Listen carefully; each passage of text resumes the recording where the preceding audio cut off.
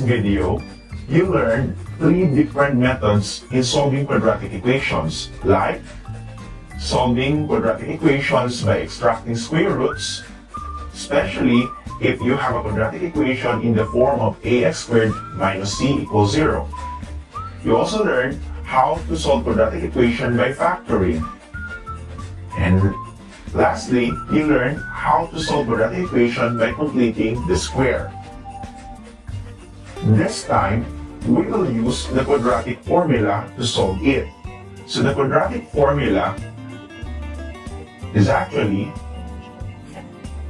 x is equal to negative b plus or minus the square root of b squared minus 4ac divided by 2a. We have to make sure that a must not be equal to 0. But first, let me show you how we derive this general formula by applying the completing the square and extracting square roots. Consider ax squared plus bx plus c equals 0. We will apply completing the square first. So our goal is to isolate the constant c on the right side of the equation. So we have to add negative c to both sides of the equation. So we'll have ax squared plus bx equals the negative c. Next step is we divide both sides of the equation by a. You'll have x squared plus b over ax equals negative c over a. Now we get the numerical coefficient of x, which is b over a, and then we'll get a half of it. After that, we square it. So the numerical coefficient of x is b over a. When you get the half of it, you will have b over 2a. And then you square it, you will have b squared all over 4a squared. So this value, b squared over 4a squared, will be added to both sides of the equation to form a perfect square trinomial. So i-add natin si b squared over 4a squared to both sides of the equation. Now we have a perfect square trinomial on the left side. So we rewrite it in the form of as a square of binomial. So we'll have x plus b over 2a squared. And on the other side of the equation naman, we combine these two expressions. We know that the LCD is 4a squared. So we'll have 4a squared divided by 4a squared is 1 times b squared is b squared. 4a squared divided by a, you'll have 4a times c, 4ac. Now we get the square root of both sides of the equation. You'll have x plus b over 2a equals positive or negative b squared minus 4ac all over 4a squared. Now we can simplify the 4a squared on the left side and right side of the equation. So to find the value of x, we add negative b over 2a to both sides of the equation. So we have x equals negative b over 2a plus or minus the square root of b squared minus 4ac all over 4a.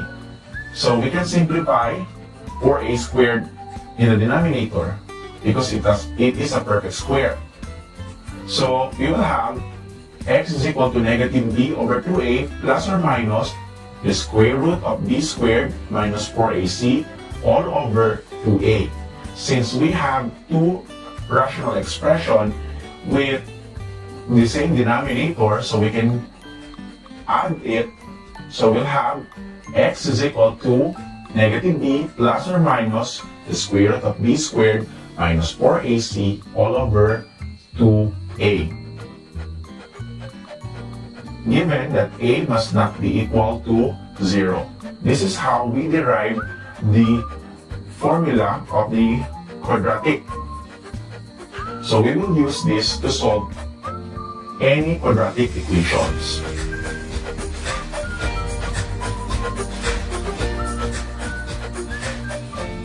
Let's have example number 1. Find the solutions of the equation x squared minus 10x plus 16 equals 0 using the quadratic formula. So ang unang step natin is to identify the values of a, b, and c. In this case, the value of a, b, and c are 1, negative 10, and 16 respectively. So we can now use these values to substitute it in the quadratic formula. So, since we know the values of a, b, and c, substitute na lang natin. So, we have, yung b natin is negative 10, negative 10 sa loob, then you have your a is 1, and c 16. So, negative times negative 10 is positive 10.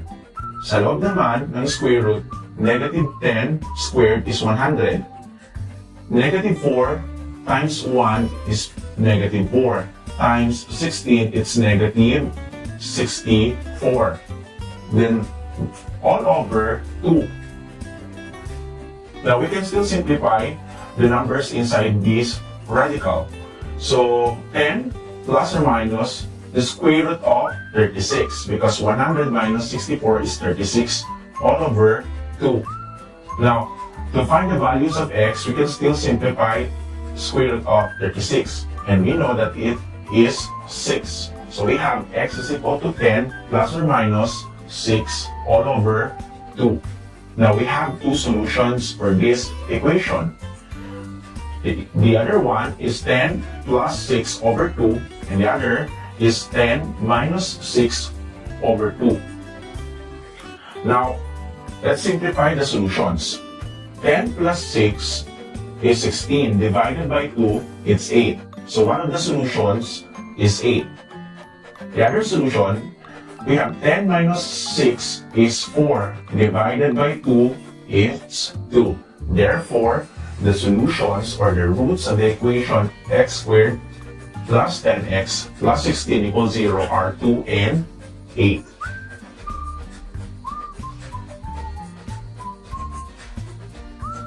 Let's have example number 2. Solve the equation 2x squared plus 3x minus 27 equals 0 using the quadratic formula. Again, we get the values of a, b, and c. We have 2, 3, and negative 27. Again, isa-substitute na lang natin to sa general formula, which is x is equal to negative b plus or minus the square root of b squared minus 4ac all over 2a. So we have the negative of 3 plus or minus the square root of 3 squared, dahil ang b natin is 3, minus 4 times 2 times negative 27 all over 2a. So, we simplify this, we'll have negative times 3, negative 3, plus or minus, we have 3 squared, which is 9. Now, negative 4 times 2 is negative 8. Times the negative 27, it's 216. Sa denominator, we have 2 times 2, which is 4. Now, we combine 9 and 16, and we'll have 225. Now, we know that 225 is a perfect square, so we can still simplify it. So, we have x is equal to negative 3 plus or minus 15 because the square root of 225 is 15 all over 4. Now we have two solutions for this. One is x is equal to negative 3 plus 15 all over 4. And the other one is x is equal to negative 3 minus 15 all over 4. Now we simplify the roots. For the first solution, we have x is equal to 3 because negative 3 plus 15 is 12. Divided by 4, it's positive 3. The other solution naman, we have negative 3 minus 15 all over 4. We know that it is negative 18 all over 4, but we can still simplify this one into x is equal to negative 9 over 2. Therefore, the solutions of the equation 2x squared plus 3x minus 227 equals 0 are 3 and negative 9 over 2.